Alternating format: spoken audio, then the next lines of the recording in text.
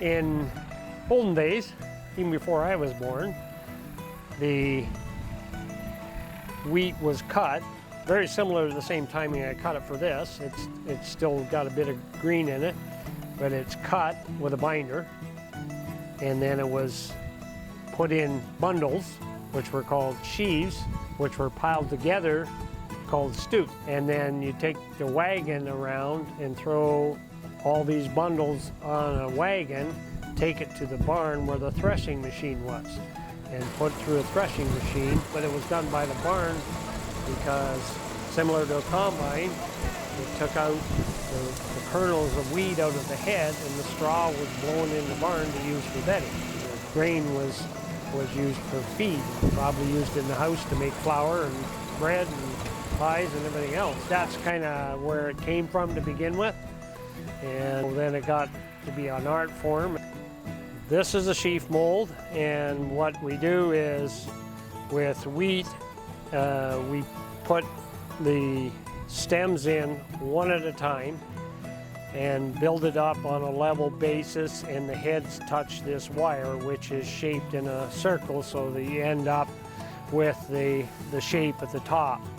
And it takes several thousand, and I'm assuming that there's probably between 3,000 and 5,000 different stems end up in here with a head on them, and you need to press them down and kind of get it built. So this gets completely filled right up to the top, so there's no spaces, and you need to keep the stems nice and straight as you're laying them in, so it takes some time to do that, depending whether it's your first one or your several hundredth one, but it will probably take me approximately 3 hours to fill this mold, and that's having everything prepared beforehand.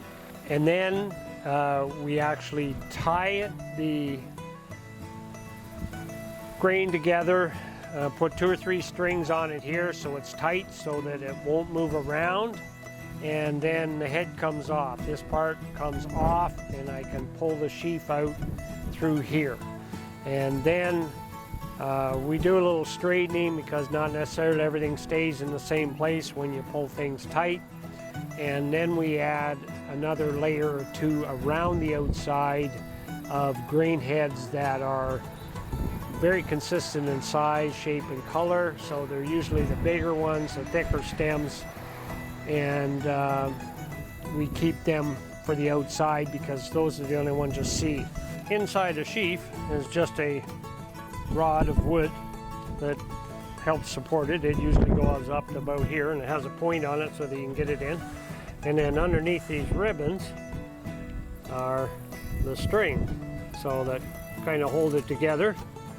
And you just put some pins in it to make sure it stays, and some 2-sided tape. But there's basically a string under each one of these ribbons, and that's kind of what holds it together. So I think the diameter of the head is like 14 inches, so basically you're squeezing 14 inches of, the heads are bigger so they fill up more, and the bottom stems aren't. So when you squeeze it down, this is what ends up when that is completely full. So the only heads that you actually see are the ones on the very outside.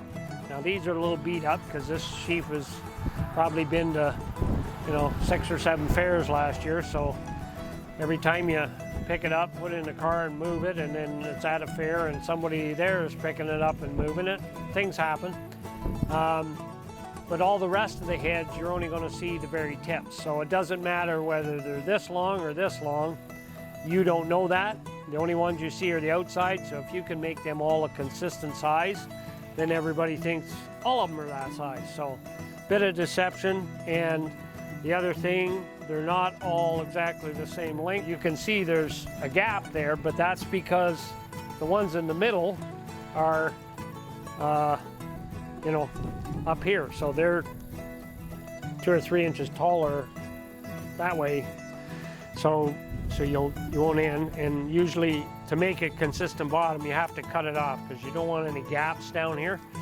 So the outside ones are usually the main stem in a wheat plant, and they also a little bigger round stalk and a little bit longer. So That way you can have a nice solid sheaf that sits nice and square on your stand. When a judge is looking at a sheaf, they're looking for, number one, it needs to be standing straight on the base. So you don't want it leaning anyway. And secondly, you're looking for a nice shape to the top. It should be very consistent in the shape, no matter which way the judge looks at it. And usually actually when they're judging, we will have one of our helpers actually turn the sheaves around, so it should be uniform no matter which way it's looking. The judge is looking at it. It should be very, very similar all the way around. Next, we're trying to show that all these stems should be straight up and down. You don't want them crossing over.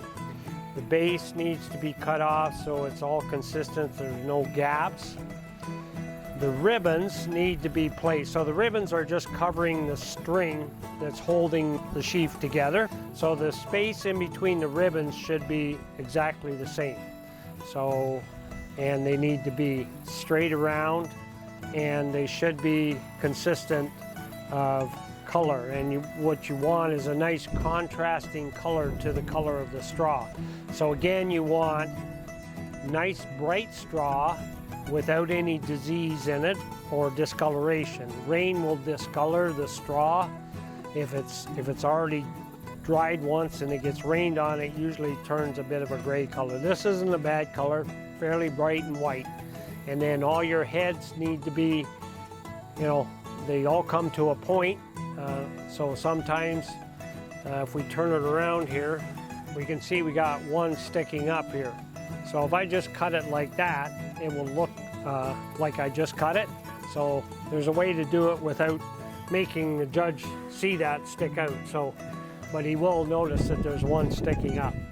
So it should be even all the way around the base. All the way around here should be a nice straight line, and the shape should be equivalent all the way around.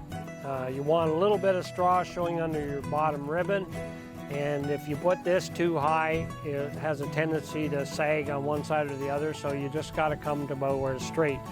The only time a judge will touch a sheaf is to squeeze it in the middle to make sure it's tight.